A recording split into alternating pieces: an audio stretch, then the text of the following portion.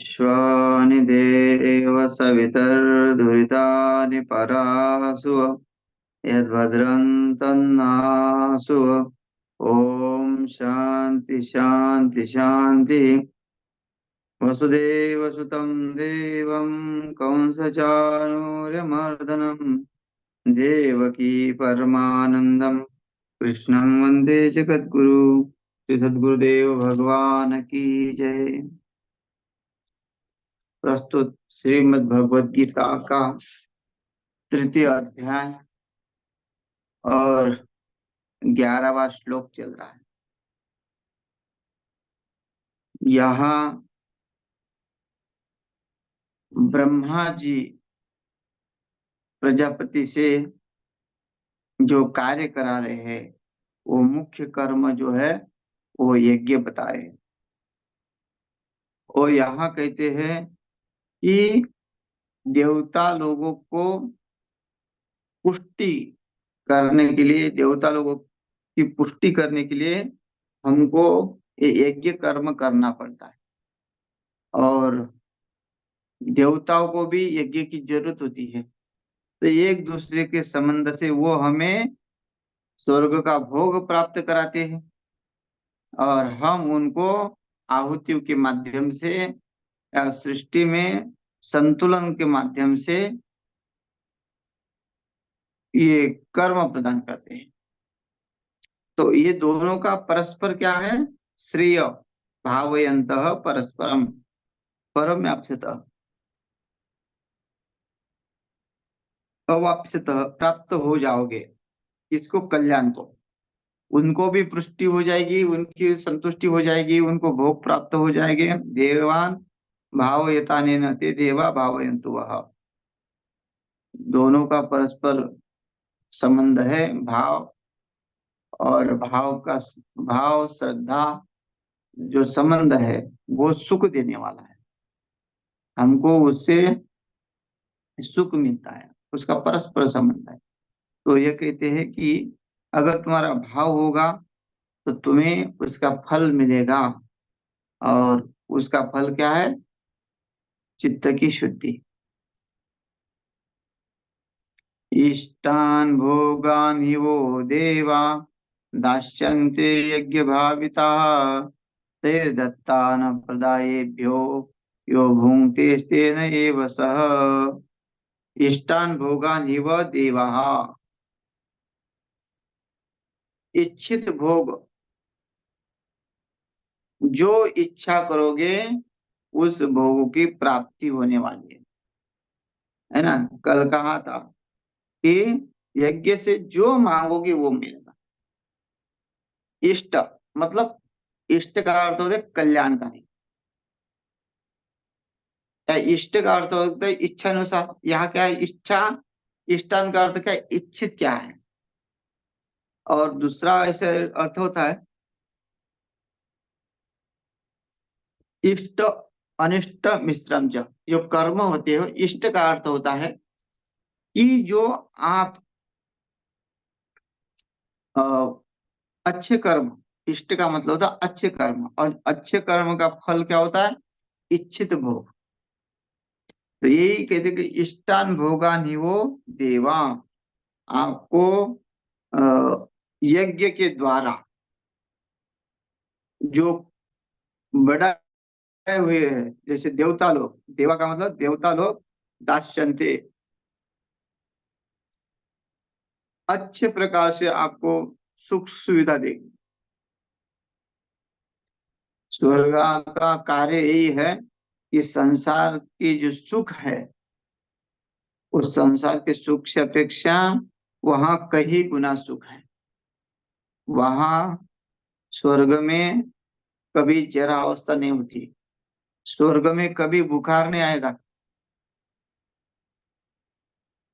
स्वर्ग में ना प्यास लगेगी ना भूख लगेगी, हमेशा तृप्ति महसूस हो जाएगी।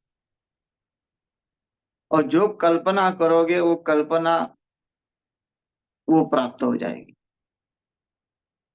जैसे कल्पतरु के नीचे जैसी कल्पना करो तो एक मनवांछित फल प्राप्त हो जाता है। वैसे स्वर्ग में जो कल्पना करेंगे उसकी इच्छा पूरी हो जाएगी।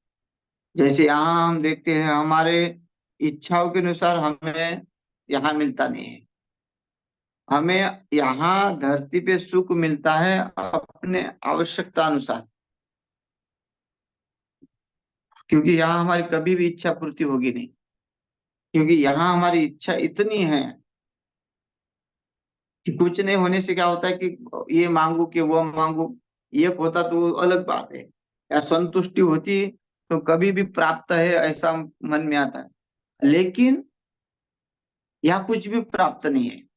अगर कोई प्राप्त कराने वाला हो, कहेगा कि तू वरदान मांग, तो क्या होगा? हिरण्यकशिप को कहा कि तुम वरदान मांग, अब उसने वरदानों की झड़ी लगा दी। इच्छा उसकी एक पे खत्म होगी क्या? नहीं। बोलता ना रात में मरूंगा ना दिन में मरूंगा, ना बाहर मरूंगा ना अंदर मरूंगा, ना शस्त्र से मरूंगा ना अस्त्र से मरूंगा, ना जानवर से मरूंगा ना मनुष्य से मरूंगा, ना रात में मरूंगा ना दिन में मरूंगा। अब देखो कितना उसने इच्छा की कितनी लंबी लिस्ट बनाई। भगवान प्राप्त होने के बाद फिर भी उसकी इच्छा पूर्ति नहीं हुई, अमर तो हुआ नहीं। जो मन में इच्छा थी वो अधूरी रही। लेकिन स्वर्ग में जो इच्छा करो, इष्टान भोगा, जो भोगों को प्राप्त करना चाहते हो, अगर मन में आया कि चलो हमको विमान चाहिए, तो विमान में बैठ के धरती की भी सैर कर सकते हैं। अब देखिए, मैं ये फेंक नहीं रहा हूं, मैं एक अनुमान लगा रहा हूँ स्वर्ग का। स्वर्ग का सुख है और यहाँ इच्छा अनुसार सुख होता है। तो हमको जो इच्छा करेंगे वही तो मिलेगा। या वहां कोई मर्यादा थोड़ी है कि भाई नहीं, तुम्हारी लिमिट है कि तुमको राशन 5 किलो ही मिलेगा, ऐसा सरकार में लिखा हुआ है। वहां तो कोई लिमिट नहीं है ना। हाँ, तो आप से स्वर्ग, है ना, क्या कहते हैं कि स्वर्ग का अर्थ क्या है? सुख ही सुख। जो कल्पना करो वो सुख। कई लोग जो है वो स्वर्गों को ही मोक्ष मानने वाले हैं। जैसे बोलते हैं कि हमारा ईश्वर सातवें आसमान में रहता है।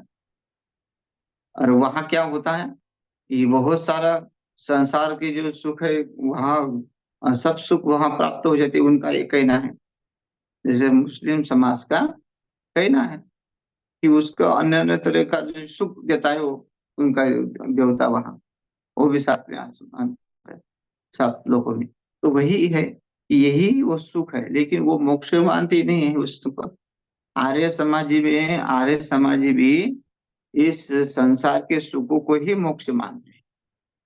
तो उनका ये कहना होता है कि तुम मर जाओगे, तुम अच्छे कर्म करो, और मर जाओगे तो तुम अच्छे घर में जन्म लोगे, तुम अच्छे सुखी हो जाओगे। लेकिन उनको ये समझ में नहीं आता, धरती में कोई भी सुखी जो धर्म जन्म लेता है वो कभी भी सुखी नहीं होता।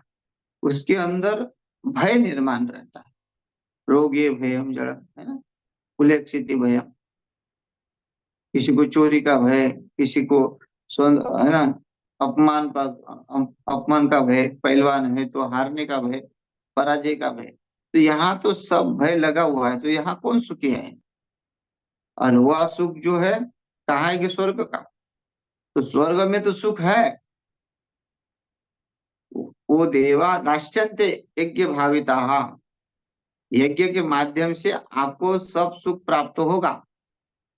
सबसे पहला कर्म एक ही का, यज्ञ, दान, तप, कर्म, ये सब क्या क्या, ये जीवन में नित्य कर्म है। उस नित्य कर्म से, जैसे नित्य अगर कमाएंगे नहीं तो घर में दाल रोटी नहीं आएंगी। और इसलिए घर में अगर 8 दिन तुम घर में बैठो कि भाई हमको काम पे जाना नहीं, तो दाल रोटी खत्म हो जाएगी तो क्या क्या खाएंगे? इसलिए यहाँ नित्य, अगर आप यहाँ नित्य कमाई करोगे तो स्वर्ग में आपकी पूंजी जमा हो जाएगी। नित्य नित्य कर्म में यज्ञ रोज करना ही।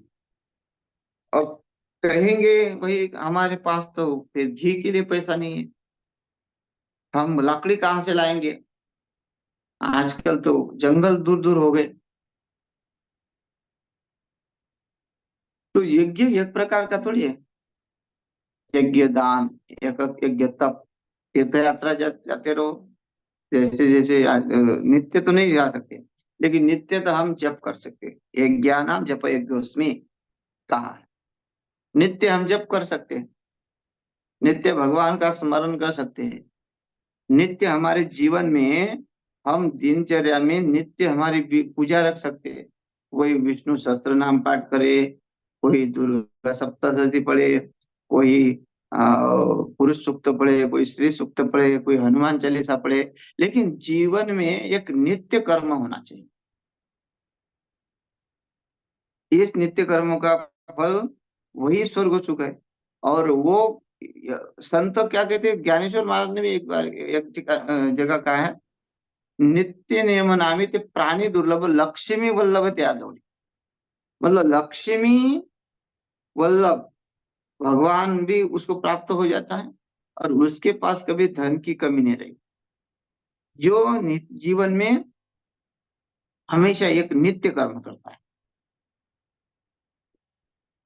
गुरु जी हमेशा बोलते हैं कि एक श्लोक पढ़ो, लेकिन नित्य पढ़ो।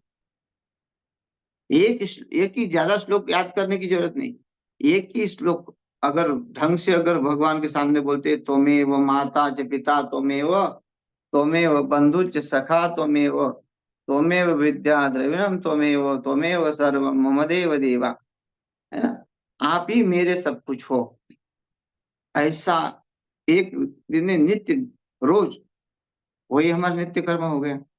तो यहाँ तो यज्ञ को इसलिए कहा है नित्य, कि उस समय उसका उसका कार्य था, क्योंकि सृष्टि में संख्या कम, और इतनी बड़ी सृष्टि है, तो कहाँ कहाँ पर्यावरण जाएगा। आज तो इतनी पब्लिक हो गई है, जगह जगह यज्ञ करेंगे तो पुष्टि तो होगी, और पवित्र वातावरण निरोगी रहेंगे, बीमारियां खत्म हो जाएगी सब की सब। यज्ञ से तो आरोग्य भी प्राप्त हो जाता है, जहाँ यज्ञ होगा वहां का, वहां के, वहां कभी संक्रमण नहीं होता, वहां कीटाणु नहीं होते, बैक्टीरिया नहीं फैलता, ये सब बताते हैं। विज्ञान भी इसको मानता है, यज्ञ में बहुत ताकत है, घी में बहुत ताकत है गाय के, अरे इसलिए गाय को जीवन, मतलब गाय से ही यज्ञ होता है,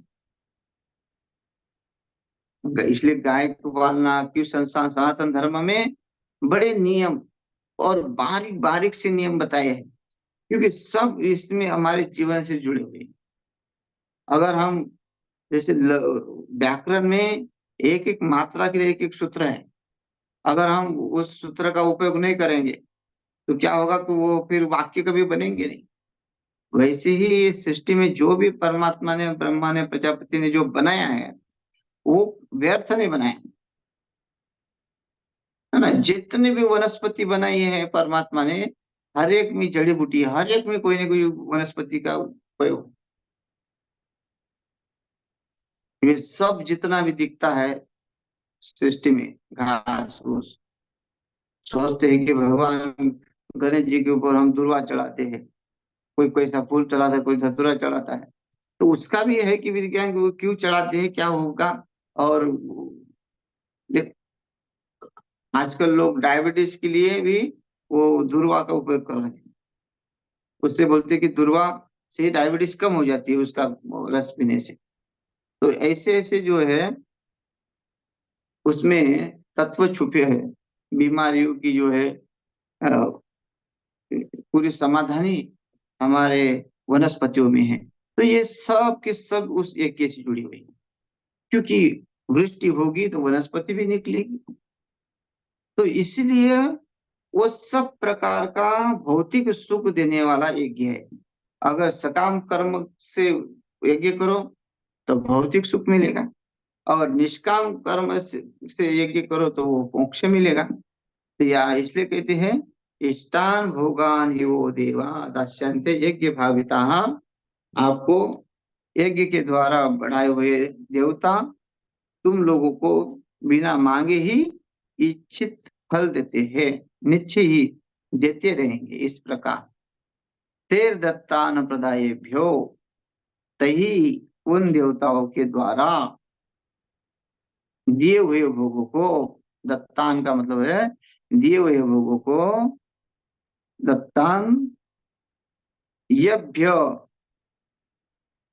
जो पुरुष, यह मतलब दत्तान, यह मतलब जो पुरुष, यभ्य उनको, अप्रदाय बिना दी ही स्वयं खाता है, भोगता है, यज्ञ को भाग नहीं देता है, तो क्या होता है, वो चोर ही होता है।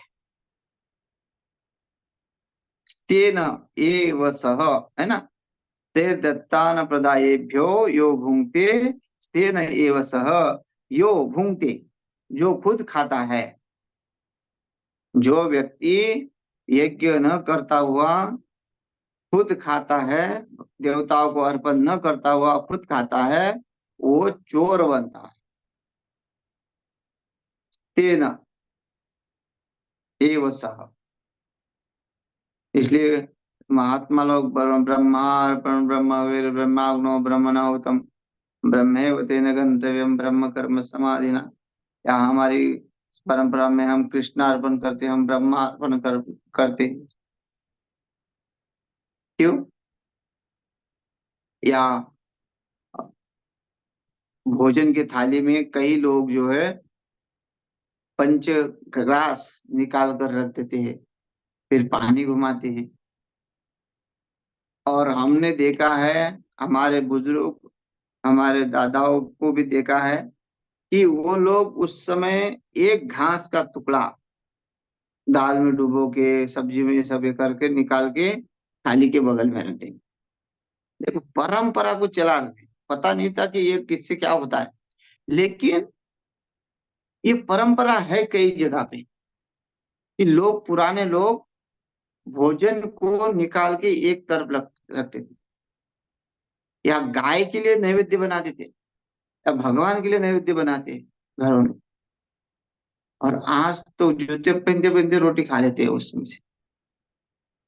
क्यों? क्यों? नियम नहीं, नित्य कर्म विधि नहीं, पता नहीं, कुछ नहीं।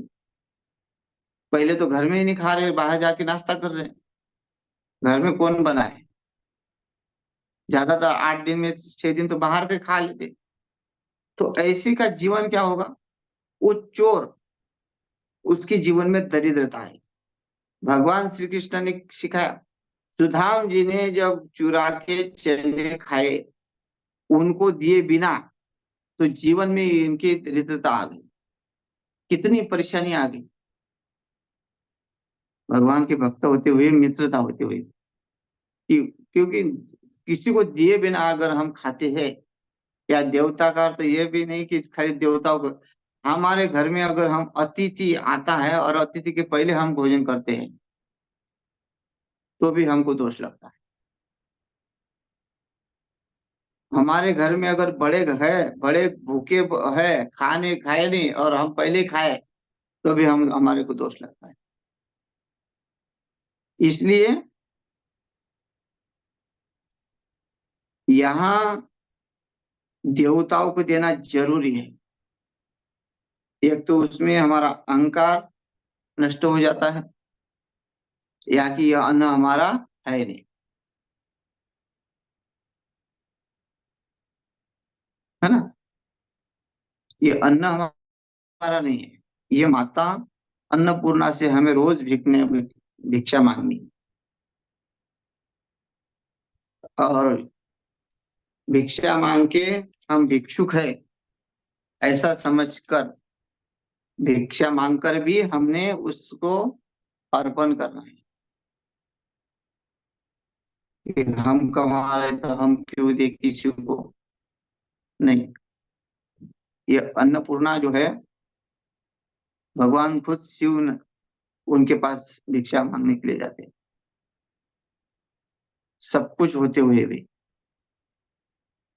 तो ये परंपरा है कि जब तक हम किसी को देते नहीं हैं तब तक हम उसके अधिकारी नहीं, है ना। इसलिए हम हमारा शरीर से जब तक हम सेवा नहीं देते तब तक हमें वो कुछ प्राप्त नहीं होता उससे। वैसे ही यहाँ अगर हम कल्याण चाहते हैं अपना, तो पहले निस्वार्थ होके जो सामने आता है उसकी सेवा करें, फिर बाद में अपना कार्य करें। अब कहते हैं यज्ञ शिष्ट अन्न से सब पापों का नाश, और यज्ञ न करने वालों को पापी कहते हैं।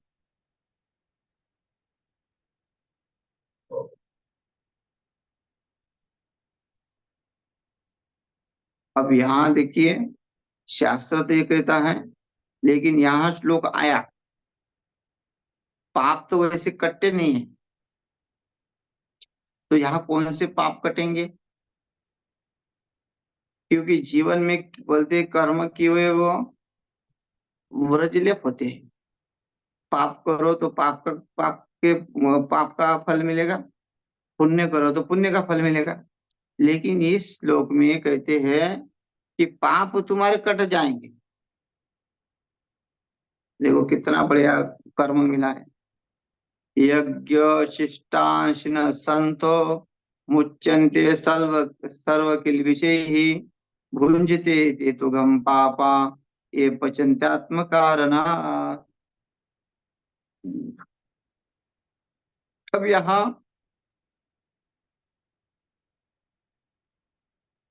आत्म कारणात्, यज्ञ शिष्टाशिन संतः मुच्यन्ते सर्व किल विषय ही भुंजते ते तु अघम पापा ये पचन्ते आत्म कारणात्। यज्ञ शिष्टन, यज्ञ से बचे हुए अन्न को खाने वाले पुरुष, संत मतलब श्रेष्ठ पुरुष, सब पापों से मुक्त हो जाते।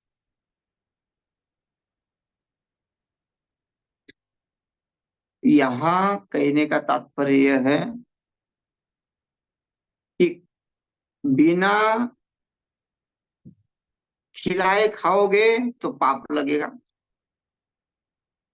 और यही यही पाप का है कि पाप नहीं होगा। पाप समाप्त कैसे होगा? खिलाना पड़ेगा, तब पाप नहीं होगा। तो यही पाप का नाश करने वाला यज्ञ है। नहीं तो पाप तो कभी भी समाप्त नहीं होते। लेकिन यहाँ क्या कहते हैं, जो दूसरे को दे के जो बचता है, जो सत्कर्म करके बचता है, वही ग्रहण करो।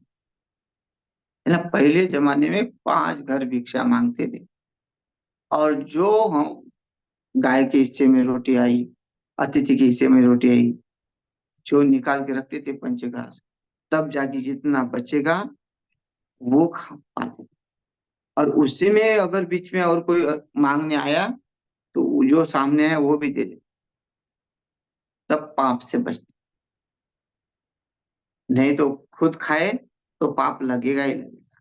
बस इतना ही है कि इसमें वो पाप से बचने के लिए हमको जब बच जाए वो खाना है।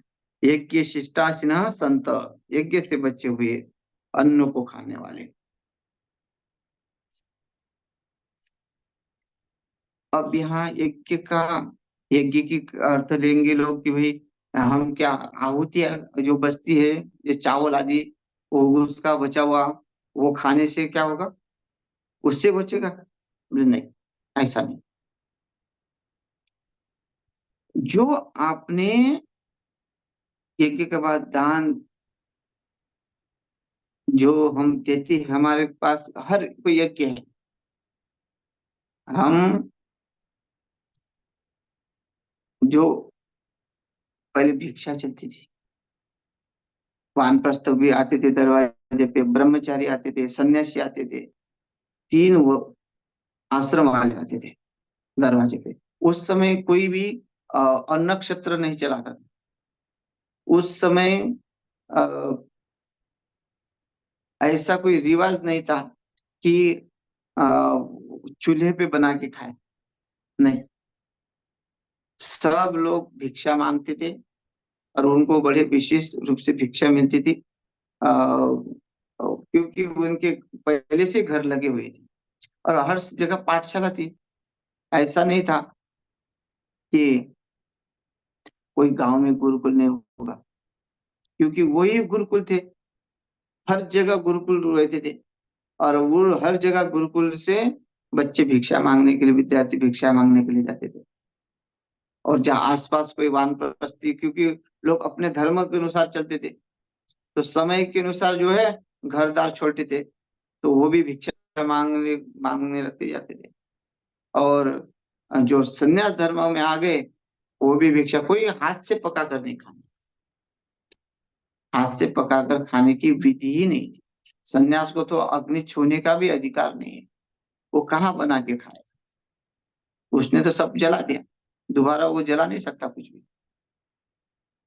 तो ये सब अ, उस बातों को लेके, अब अगर अभी का विचार करेंगे हम कि भाई वो क्या कह रहे हैं कि उनको देकर जो बचता है तब तुम खाओगे, तब तुम पाप के भागे रहना, तो पाप से बच जाओ।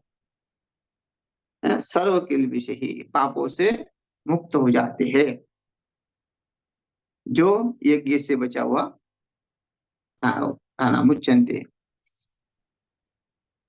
और जो लोग ये पाप आत्म कारण, और जो पापी लोग जो है अपना शरीर पोषण करने के लिए अन्न पकाते हैं, वे तो पाप को ही खाते हैं।